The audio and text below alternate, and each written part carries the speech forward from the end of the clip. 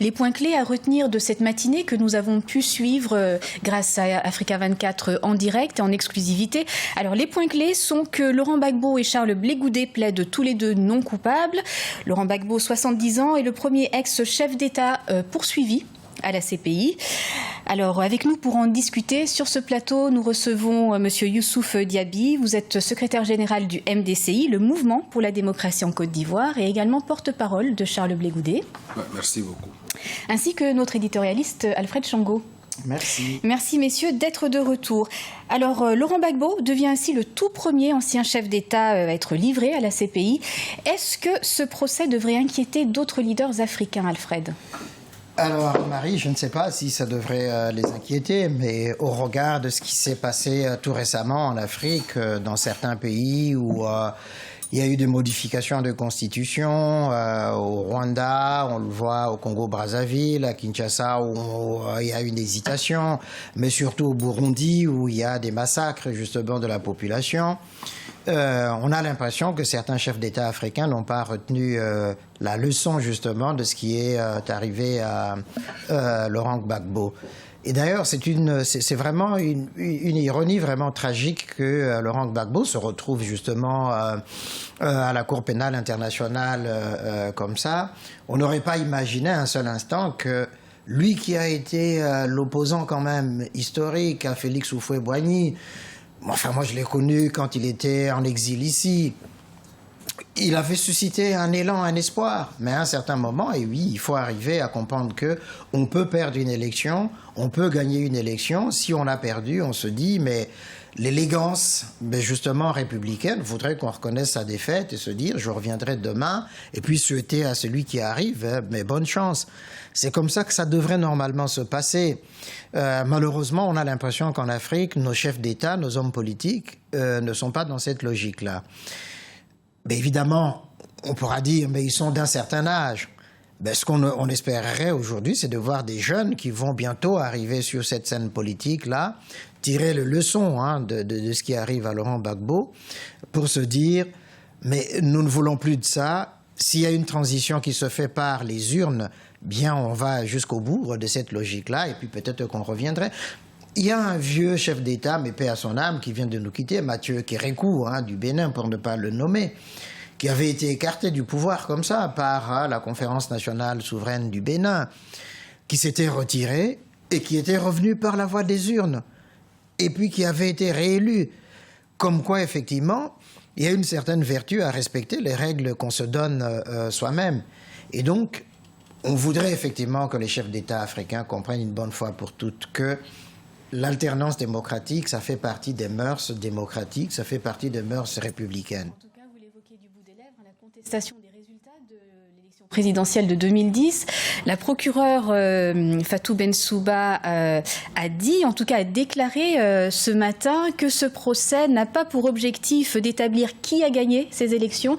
Est-ce qu'on peut vraiment éviter ce point? Merci. Merci beaucoup. Moi, je suis très ravi que vous abordez dans ce sens. Parce que quand on écoute la base méthodologique lancée par Fatou Bensouda en ce qui concerne sa défense, elle dit que le procès qui a lieu aujourd'hui, ce n'est pas un procès de qui aurait dû gagner les élections, qui a gagné les élections. Mais cependant, il y a une dichotomie dans ce qu'elle dit, parce que tout l'argumentaire de Fatou Bensouda est autour de qui a gagné et qui a perdu les élections. Donc, je ne comprends plus si c'est une nouvelle méthode juridique qu'elle nous apprenne cela. En ce moment, ça sera intéressant pour la postérité. Parce que tu ne peux pas dire que le procès est d'entrée en jeu, qu'il faut qu'on soit clair, que les bases méthodologiques, que tu n'es pas venu pour faire le procès de celui qui a gagné. Et tout ton argumentaire, c'est de dire que l'autre a perdu et qu'il n'a pas voulu partir. Alors, du coup, tu dis le contraire de ce que tu as énoncé. Donc, à partir de cet instant, c'est le procès de celui qui a perdu les élections ou le procès de celui qui aurait dû perdre et qui n'est pas parti. Donc, elle rentre dans une dichotomie méthodologique. Donc, on ne comprend pas sa base. Et rebondissant aussi sur ça, parce que je n'étais pas sur le plateau un peu longtemps, elle disait aussi que le ministre Charles Blé Goudé était le porte-parole du président Laurent Gbagbo. Mais c'est vraiment emblématique, celle-là. Je ne sais pas où elle a tiré cette leçon. Charles Blé Goudé... Oui, Charles Blé Goudé n'a jamais été porte-parole du président Laurent Gbagbo. Charles Blé Goudé n'a jamais été le porte-parole du président Laurent Gbagbo. Le porte-parole de Laurent Gbagbo, c'était d'autres personnes en Côte d'Ivoire, qu'on connaît très bien, qui sont déjà en Côte d'Ivoire là-bas, au moment où il était président de la République de Côte d'Ivoire. Que ce soit le porte-parole de la présidence, ce n'était pas il y avait Tagro qui était porte-parole de la présidence, il y avait aussi d'autres personnes qui étaient le porte-parole, mais chargé de communication, ça n'a jamais été Charles Blé Goudé aussi. Monsieur Diaby, je dois malheureusement vous couper. De retour à la CPI où l'audience a repris. Votre tâche, elle est simple. Votre tâche, elle est simple. Parce que la ligne de démarcation est nette. Entre la paix et le désordre, vous êtes pour la paix et vous vous battez contre ceux qui veulent semer le désordre. Entre la légalité et l'illégalité, vous êtes pour la légalité et vous battez contre tous ceux qui sont pour l'illégalité. C'est ça votre rôle. Il y a une ligne de démarcation. Pour la CRS, il y a le blanc et il y a le noir. La CRS n'est pas au milieu. Vous n'êtes pas des juges. Ce sont les juges qui regardent pour voir s'il y a des circonstances atténuantes ou bien s'il y a des... Ça, c'est les juges, ça. Vous n'êtes pas les juges, hein. Vous êtes les combattants de la légalité républicaine. C'est tout. Quand on dit que la République est menacée, vous apparaissez pour rétablir l'ordre républicain. S'il y a des dégâts, les juges après rétabliront.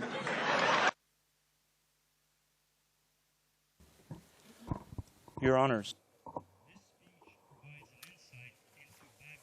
Mesdames et Messieurs les juges, ce discours nous montre ce qui se passait dans l'état d'esprit de M. Gbagbo. C'est un discours qui a été prononcé à peine 3 mois avant les élections présidentielles. Et connaissant le contexte que nous avons pour cet élément de preuve, nous voyons que Gbagbo annonce à ses subalternes qu'ils doivent défendre la République, que les adversaires politiques sont des ennemis, qu'il y aura des transgressions, littéralement des dégâts, et qu'il appartient aux juges alors de s'occuper de cela. Et les crimes commis lors des violences post-électorales de 2010-2011, les élections,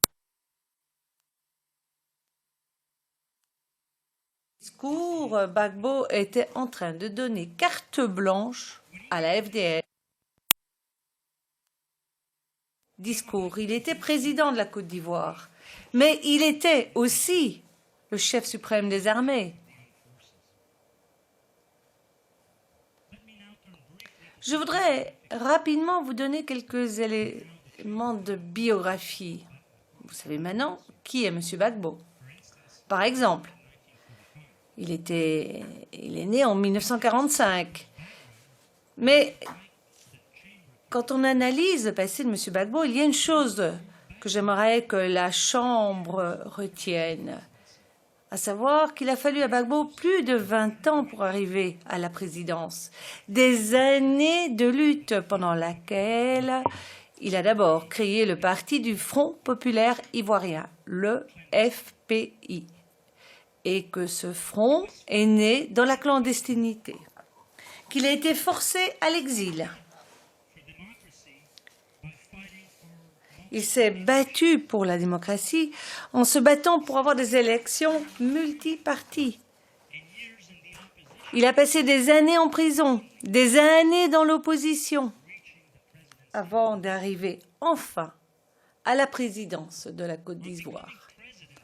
En devenant président en octobre 2000, il avait l'intention de rester au pouvoir par tous les moyens possibles. Ça lui avait déjà pris tant de temps pour y arriver que certes son intention était d'y rester par tous les moyens possibles. Et à partir de 2000, il a utilisé les forces FDS qu'il avait sous son contrôle pour exercer toute forme de répression contre les manifestations politiques, et ce, avec violence. Après le coup d'État échoué de 2002 et la séparation du pays entre le Nord et le Sud, il a renforcé sa position de pouvoir en utilisant des milices, des mercenaires étrangers et des jeunes pro-Gbagbo. Et par la suite, dans les années qui ont suivi, quand il s'est rendu compte qu'une élection présidentielle libre et ouverte était purement et simplement inévitable, puisque c'était inscrit dans les accords de paix, Gbagbo et son entourage direct, en ce compris M. Blé Goudé, ont conçu et mis en œuvre ce plan commun de façon à pouvoir lui conserver le pouvoir, lequel plan reprenait justement la commission des crimes dont il est inculpé. Lors du premier tour, c'était le 31 octobre 2010, M. Gbagbo a eu 38% des votes. Alassane Ouattara, 32%. Le troisième candidat, M. Henri Konan Bédié, 25% des votes. Le 7 novembre 2010, Bédié a annoncé qu'il donnait son appui à Ouattara pour le deuxième tour. Et avec cet appui, avec l'appui de M. Bédié, Ouattara devenait le lauréat pour devenir le prochain président de la Côte d'Ivoire. Une semaine après, donc après que ces deux candidats aient décidé d'œuvrer ensemble, le 14 novembre 2010, pour être un peu plus précis, M. Gbagbo a lancé l'ordre de réquisition des forces armées par décret présidentiel. Et à partir de ce jour-là, les FDS étaient sur alerte maximum. Le 26 novembre, il a décrété un couvre-feu sur la totalité du territoire national. Et en fait, le 27 novembre, qui était à la veille du deuxième tour, il y avait donc couvre-feu. Tout cela n'a fait qu'alimenter la controverse, certes. Et il faut comprendre que c'est dans ce contexte que la mise en œuvre du plan commun, déjà au 27 novembre, si pas avant d'ailleurs, comme je viens de le décrire, était devenue une politique d'État, une politique en tous les cas organisationnelle, au sens dans le statut de Rome. Et ce qui est important de se rappeler, c'est qu'en novembre 2010, quand Gbagbo et son entourage direct se sont rendus compte qu'ils n'allaient pas gagner les élections, à ce moment-là, le plan commun, ou cette politique commune qui consistait en une attaque systématique et très étendue, était lancée contre toute personne qui était perçue comme un partisan de Ouattara. Mais je vais maintenant vous parler de Charles Blé Goudé. Charles Blé Goudé était un des membres principaux de cet entourage direct de M. Gbagbo. En 1998, il devient le leader du mouvement étudiant qui porte le nom de Fédération estudiantine et scolaire de Côte d'Ivoire, sous l'acronyme de FESCI. Au début des années 90, le FESCI ou la FESCI avait commencé comme un mouvement étudiant, avec cette règle du parti unique, combattant aux côtés de M. Gbagbo, qui était aussi en fait un parti unique. Et à la moitié des années 90, la FESCI était de plus en plus impliquée dans le rôle politique de la vie en Côte d'Ivoire, parce que la FESCI contrôlait tous les étudiants. Et en fait, très vite, il mobilisait un maximum de personnes parce que tout qui avait moins de 40 ans était potentiellement un étudiant. Et donc, ils ont pu mobiliser des jeunes par dizaines, par centaines dans les rues. Et en 2001, Blé Goudé organise et crée sa propre organisation, la COGEP, le Congrès panafricain des jeunes patriotes.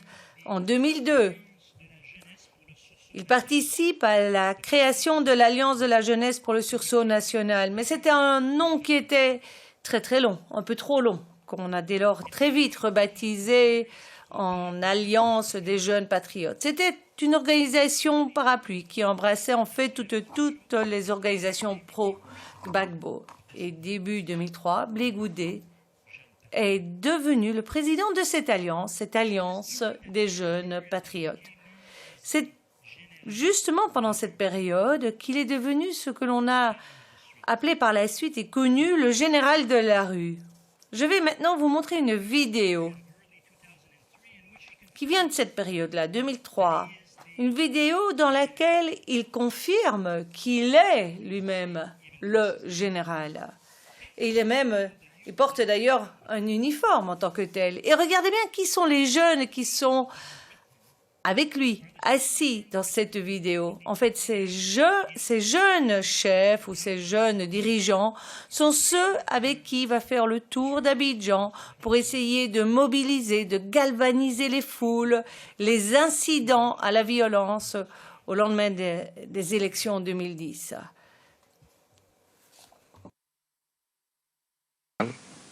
Du camp de libération de la Côte d'Ivoire au nom de la jeunesse qui est ici réunie, l'Alliance de la jeunesse pour le sursaut national. Et nous disons aux jeunes gens qui sont sortis ce matin, il faut accepter de mourir d'une belle mort.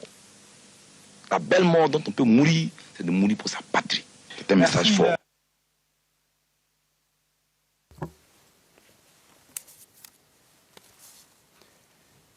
On the 6th of December, Le 6 décembre 2010, M. Blé Goudé est passé du statut de général de la rue pour être promu ministre de la jeunesse, de la formation professionnelle et de l'emploi au sein du gouvernement de M. Gbagbo, promotion qu'il reçut de M. Gbagbo. Mais en fait, bien avant avoir été désigné au poste dans le cabinet de M. Gbagbo, M. Blé Goudé avait déjà été dans cet entourage immédiat et dans ce groupe des jeunes pro-Gbagbo. M. Blé Goudé était le porte-parole de M. Gbagbo et de son entourage immédiat. Et ça, c'est quelque chose que l'on pourra voir dans tous les éléments de preuve. C'était lui qui était responsable de la propagande, en premier lieu d'ailleurs. Et pendant la présidence de M. Gbagbo, on entend souvent dans les médias tous les discours qu'il prépare. C'était le spécialiste de la communication. C'était vraiment lui le porte-parole. Et c'est quelque chose qui est révélé d'ailleurs dans un documentaire qui remonte à 2006, dont nous allons vous présenter un extrait. Un entretien en anglais.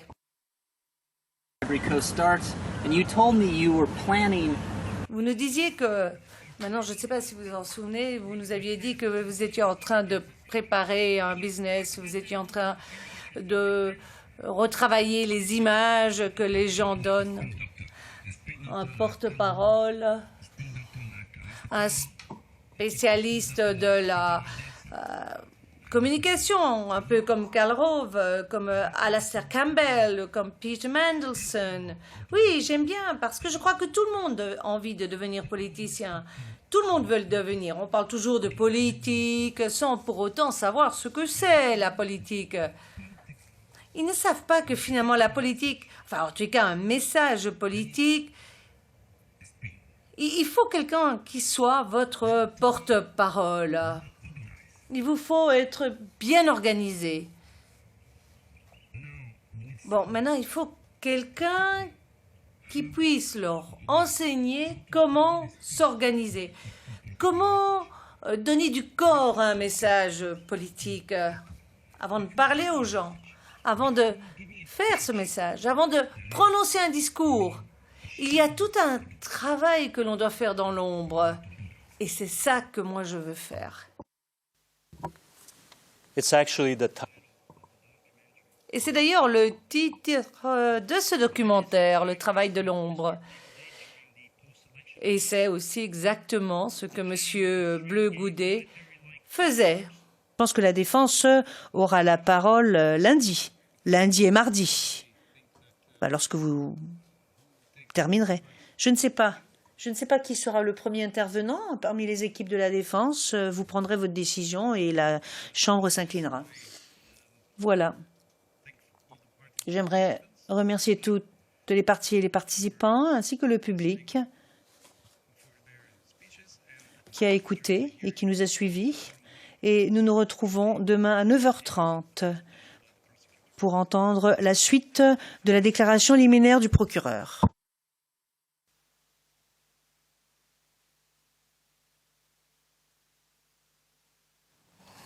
Fin donc de cette première journée à La Haye, à la Cour pénale internationale, où s'est donc ouvert ce jeudi 28 janvier le procès de l'ancien président ivoirien Laurent Gbagbo et celui également conjointement de Charles Blé Goudé.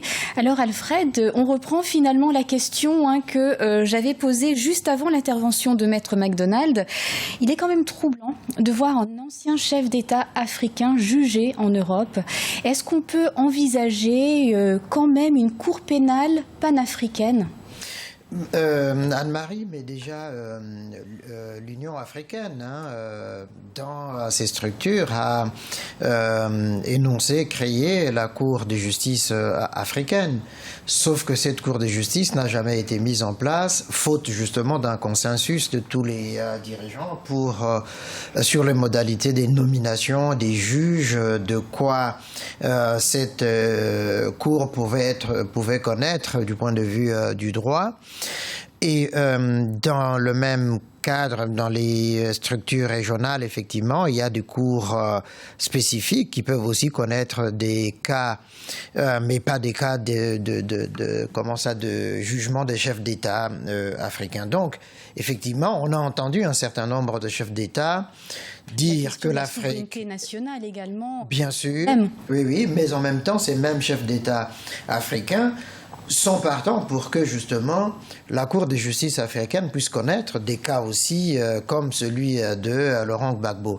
Mais ce qui est encore beaucoup plus troublant, c'est le fait que l'Union africaine a un mécanisme justement de prévention des crises comme ça, un mécanisme de jugement des pairs, donc de chefs d'État, qui pouvait effectivement prévenir ce genre de choses, ou même la commission de justice et paix de l'Union africaine. Alors qu'est-ce qui s'est passé? Où a été la faille? Alors la faille, c'est que, on se heurte à cette question de la souveraineté des États, et donc du coup la supériorité du droit, entre guillemets, panafricain n'est pas reconnue par les États.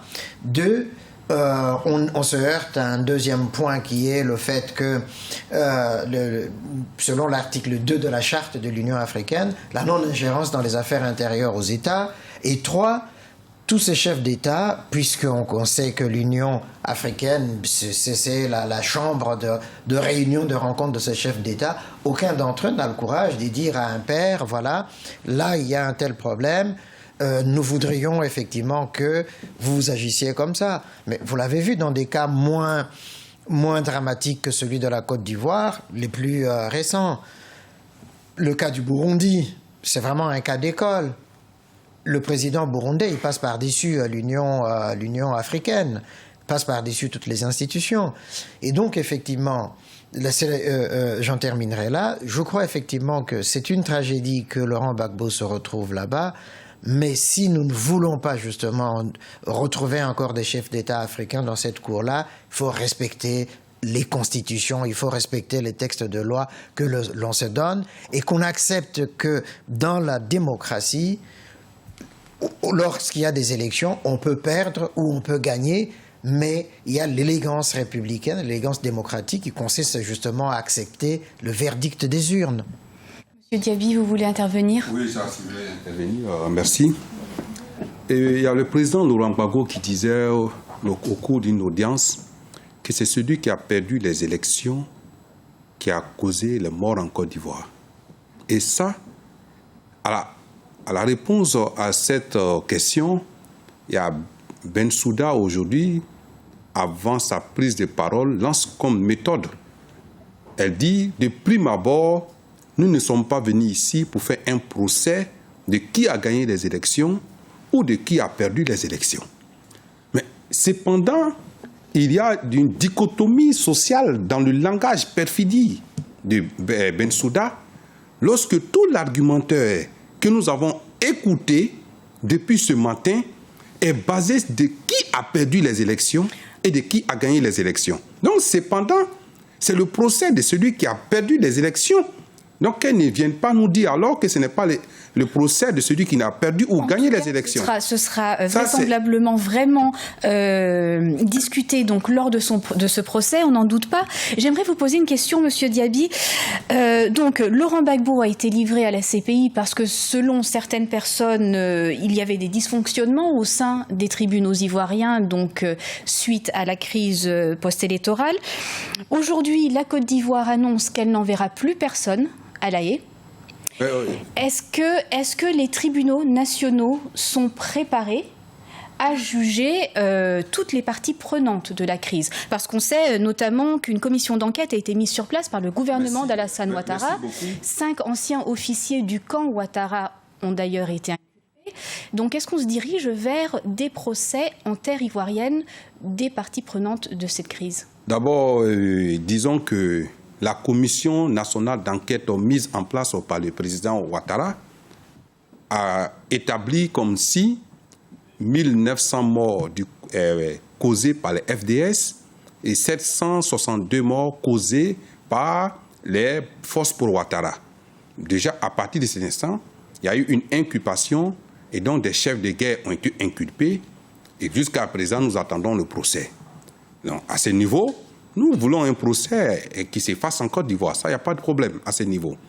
Mais ce que je voudrais noter et qui est important pour nous ici, c'est que la Cour pénale internationale n'est qu'une cour subsidiaire.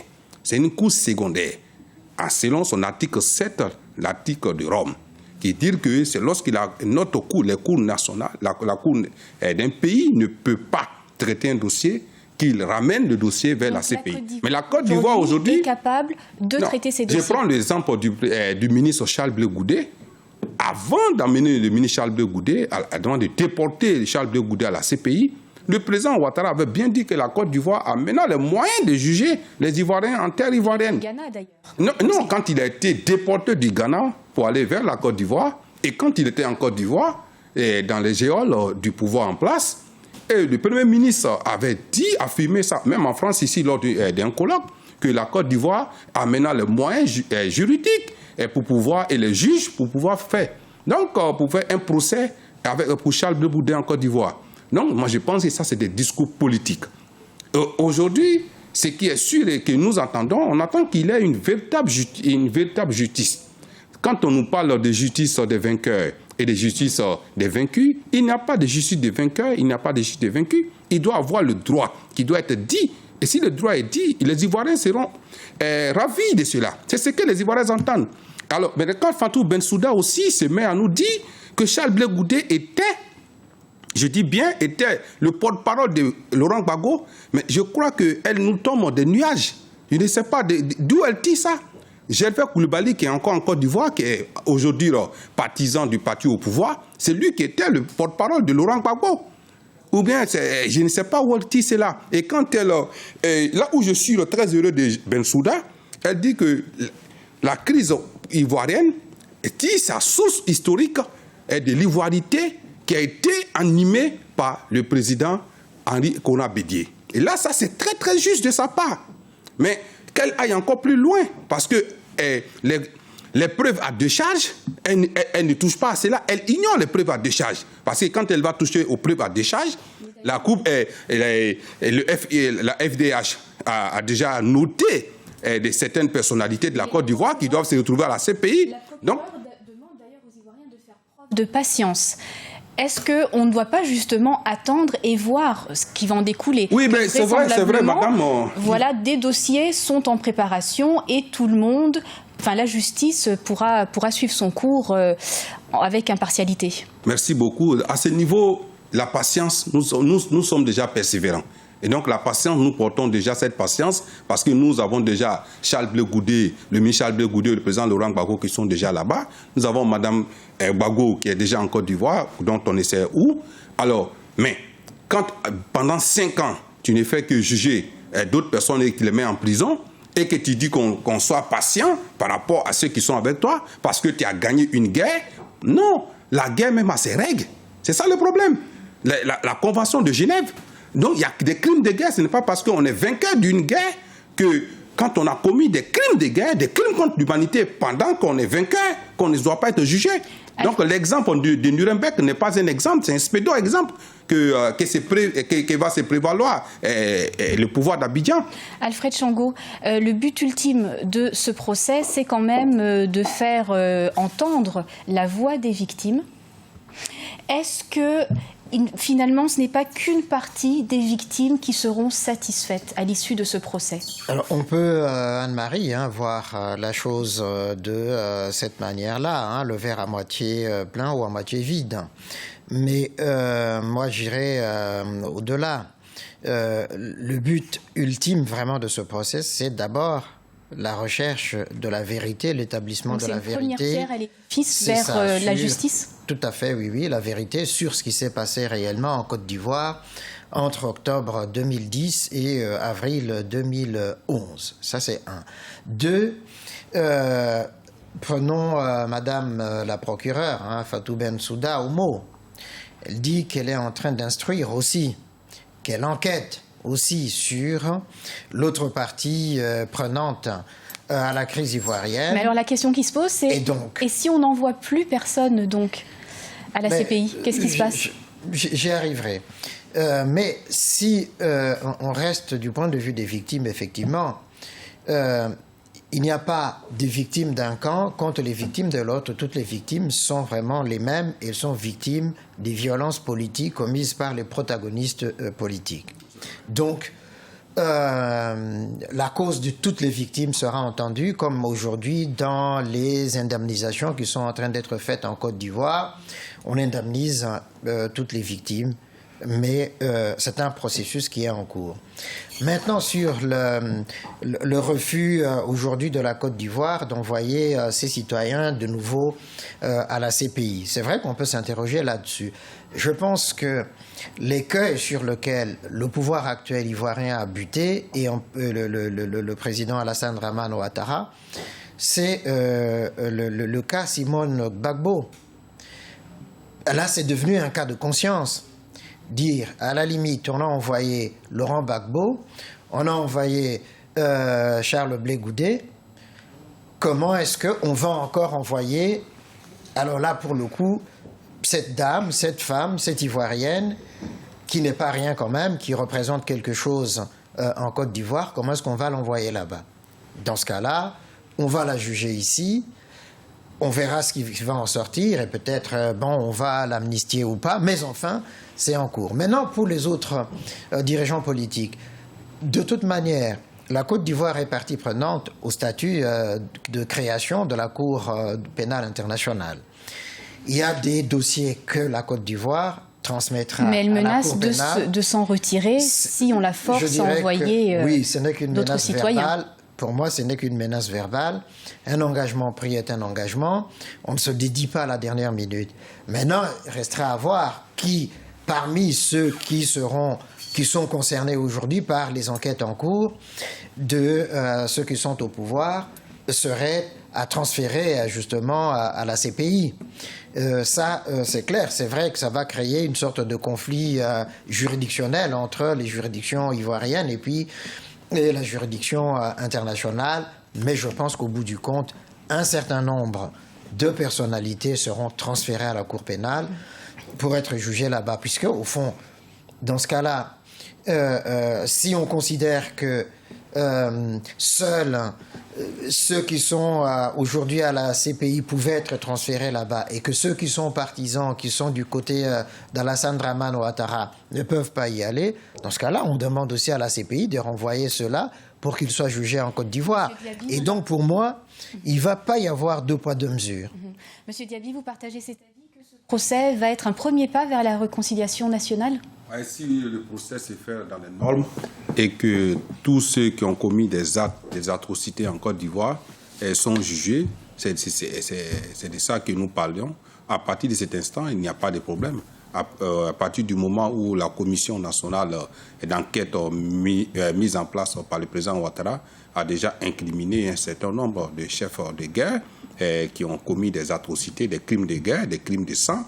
Alors si tous ceux-là sont devant une cour de justice internationale ou soit, en ce moment, il y aura une véritable réconciliation en Côte d'Ivoire. Mais la réconciliation ne va pas se faire parce que l'autre côté qui a perdu la guerre, parce qu'elle a perdu la guerre simplement, et donc elle doit se trouver dans les cachots, dans les prisons. En ce moment, il n'y aura pas de réconciliation vraie en Côte d'Ivoire. Vous êtes proche, vous êtes proche de Charles Blé Goudet et de Laurent Gbagbo.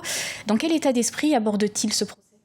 Oui, je pense que, comme vous le voyez déjà, Charles Blé Goudet, qui était un grand homme, un homme d'État, un futur homme d'État en Côte d'Ivoire, et Laurent Gbagbo, on n'en parle pas déjà, qui est déjà une figure emblématique de la lutte panafricaine, qui déjà porte les espoirs de Nelson Mandela et de tous les autres qui sont déjà partis par la faute des colons et par la faute des Blancs. Et aujourd'hui, il reste seulement aujourd'hui avec nous le président Laurent Gbagbo, qui est l'espoir de l'Afrique, qui est l'espoir du monde, l'espoir de la jeunesse, qui est l'espoir de tous ceux qui croient à une Afrique moderne. Ils sont confiants, ils sont optimistes parce qu'ils n'ont rien fait. Ils sont confiants, ils sont optimistes parce qu'ils n'ont pas tué quelqu'un, ils n'ont pas touché à quelqu'un. Tout ce qui s'est dit, vous avez vu tout ça, tout ce là, pendant près de 6 heures du temps. Bensouda n'a parlé seulement que d'un seul témoin. Elle n'aura pas de témoins parce qu'il n'y a pas de témoins. Il n'y a rien qui n'a été fait. On nous parle de Charles Blé Goudet qui aurait dit qu'il faudrait que les Ivoiriens s'arment. Non, Charles Blé Goudet n'a jamais dit cela. Malheureusement, on va bientôt rendre l'antenne. J'aimerais juste poser une dernière question à vous, Alfred. L'accusation demande de ne pas rentrer dans le domaine public quand il s'agit de ce procès. Est-ce que c'est possible, vu que c'est un procès public ? Non, il y a pas de contradiction, c'est-à-dire dans l'énonciation ou dans l'énoncé des faits, comme vient de le faire Maître McDonald, lundi et mardi pour la défense, quand ils vont intervenir. Dans un premier temps, effectivement, le contexte politique publique va être au cœur justement de ces premières énonciations. Ensuite, on va entrer dans le fond des choses, c'est-à-dire les cas spécifiques de Laurent Gbagbo et puis Charles Blé Goudet. Merci beaucoup, Alfred Chango. Merci énormément à notre invité, Monsieur Youssouf Diaby. Je rappelle que vous êtes secrétaire général du MDCI et porte-parole de Charles Blé Goudet. Merci également à vous d'avoir suivi avec nous en direct et en exclusivité la première journée du procès à la CPI, à La Haye, c'est aux Pays-Bas, de l'ancien président ivoirien Laurent Gbagbo et de Charles Blé Goudet. Rendez-vous demain à partir de 9h pour une émission spéciale consacrée à la deuxième journée de ce procès. Une émission présentée par Graziella Tchakounte et Richard Togbe en compagnie de plusieurs experts. Tout de suite, le journal de la rédaction.